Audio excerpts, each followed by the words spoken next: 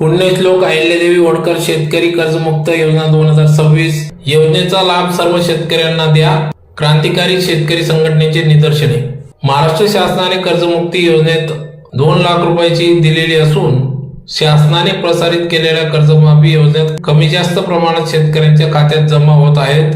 शासनाने शेतकऱ्यांच्या बँकेच्या खात्यात कमी रक्कम देऊन बँकेचे कर्मचारी वरील व्याजाचे पैसे मागणी करीत आहेत. धुळे जिल्ह्यातील शेतकरी यांना दिलेली कर्जमुक्ती योजनेत नवी दुरुस्ती करून यादी प्रसारित करावी अशी मागणी क्रांतिकारी शेतकरी संघटनेकडून करण्यात आली. तर अनेक ठिकाणी ज्येष्ठ शेतकऱ्यांचे या ठिकाणी केवायसी होत नसल्याने त्यांना या योजनेचा लाभ मिळत नाही. त्यामुळे सदर योजनेचा लाभ सर्व शेतकऱ्यांना एक बैठक लावून या संदर्भात ज्येष्ठ शेतकरी त्यांना देखील हा योजनेचा लाभ मिळावा, कर्जमुक्तीचा लाभ मिळावा असे आवाहन क्रांतिकारी शेतकरी संघटनेच्या वतीने करण्यात आले. यावेळी या ठिकाणी उत्तर महाराष्ट्र अध्यक्ष ईश्वर पाटील, दगा पाटील यांच्यासह अधिक शेतकरी मोठ्या संख्येने उपस्थित होते. क्रांतिकारी शेतकरी संघटनेच्या माध्यमातून आज आम्ही जिल्हाधिकाऱ्यांना यासाठी निवेदन देत आहोत की अहिल्याबाई पुण्यश्लोक अहिल्याबाई देवी होळकर या नावाने जी योजना सुरू केली त्या नावाची योजना खरोखर आम्ही स्वागत करतो. 2 लाख पर्यंत. आता आमचे शिरढाण्याचे शेतकरी आहेत, यांचं सेंट्रल बँक ऑफ इंडियामध्ये खातं आहे, त्यांचं कर्ज आहे 21,000 शासनाने यादीमध्ये दिलेलं आहे 50 आणि टोटल व्याज होतं 29,000. एकीकडे शासनाची जर 2 लाखाची कर्जमाफी आहे तर या शेतकऱ्यांकडून बँकेवाले 9,000 रुपये मागतायत.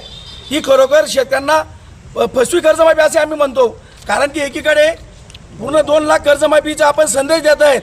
राष्ट्रीयकृत बँकेना तसं पत्र द्या. ही जी घोळ आहेत याद्यामध्ये त्याचा कुठेतरी धुळे जिल्ह्यामध्ये कमी जास्त प्रमाणात शेतकऱ्यांच्या अकाउंटला पैसे येत आहेत. त्यासाठी शेतकरी मायबापाला आज एवढे शेतकरी जमलेत, प्रत्येकाचा काही ना काही प्रॉब्लेम आहेत, प्रत्येकाचं EKYC आहेत, काय प्रॉब्लेम आहेत. आता म्हातारे माणसांचं EKYC होत नाही, त्यासाठी शासनाने यांचा EKYC होत नाही, यांच्या नावे जमीन आहे पण यांचं EKYC मध्ये प्रॉब्लेम येत असल्यानं शासनाने गुरीत धरून शासनाचे प्रतिनिधी पाठवून यांची कर्जमाफी जाहीर करावी की हो हेच करत शेतकरी आहेत. पण हा जो प्रॉब्लेम आहे या शासनाने आपल्या जिल्हाधिकारी मॅडम आणि बँकेच्या अधिकाऱ्यांची मीटिंग घेऊन हा जो प्रत्येक बँकेत आलेला प्रॉब्लेम आहे, आता सर्व मंडळी पाहत आहेत, या सर्वांचा प्रॉब्लेम तो EKYC होत नाही वय उद्योग मंडळींचा. याच्यात जिल्हाधिकारी व लीड बँकेचे कर्मचाऱ्यांची मिळून आमच्या धुळे जिल्ह्यात शेतकऱ्यांसाठी मीटिंग घ्यावी आणि कर्जमुक्तीचा जो घोळ आहे कमी जास्त तो पण सोडायला पाहिजे. तरच ही कर्जमाफी आम्ही मान्य करू.